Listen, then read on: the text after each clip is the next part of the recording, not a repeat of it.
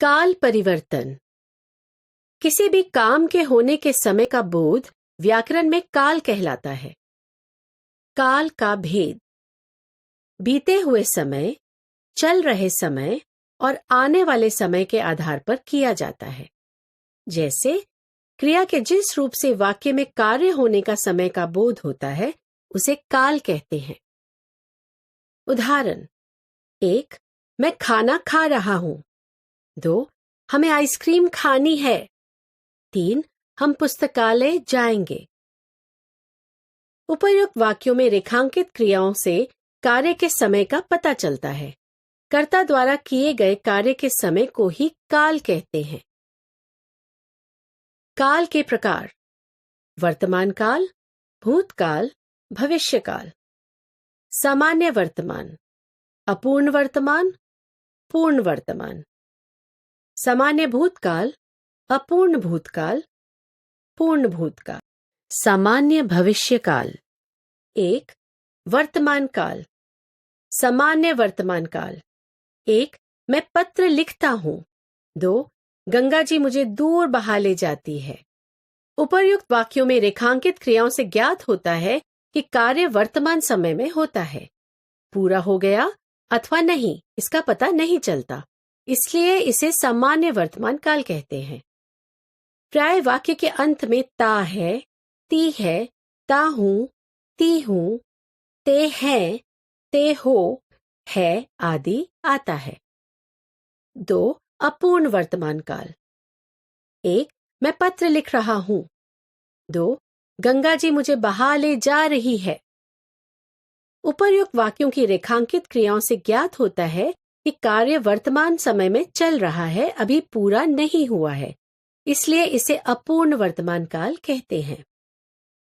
प्राय वाक्य के अंत में रहा है, रही है, रहा हूं, रही हूं, रहे हो आदि आता है।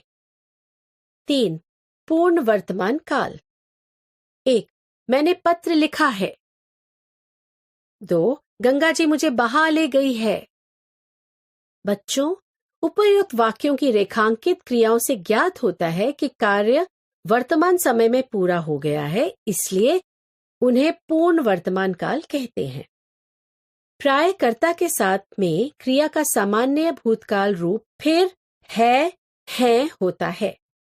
क्रिया का सामान्य भूतकाल पढ़ना, पढ़ा, लगना, लगा, लिखना, लिखा, खाना, खाया, जाना, गया आदि। भूतकाल: 1.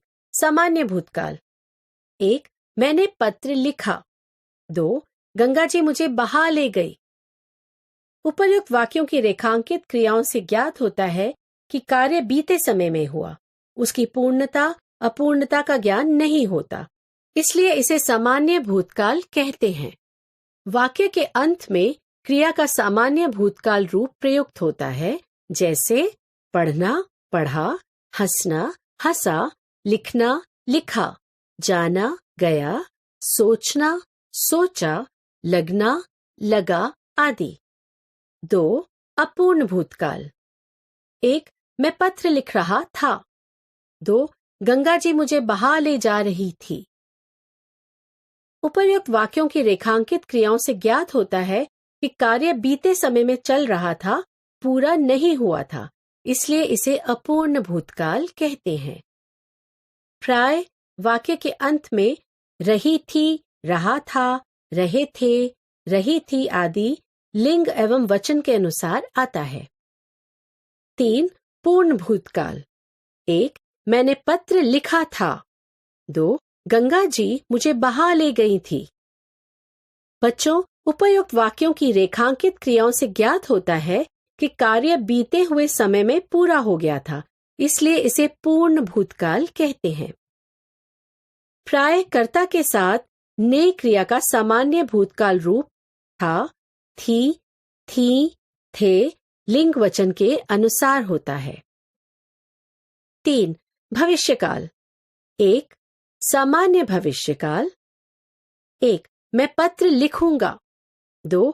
गंगा जी मुझे बहा ले जाएंगी।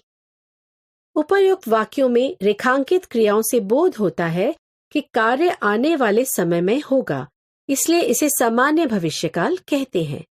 प्राय वाक्य के अंत में गा, गे, गी आता है।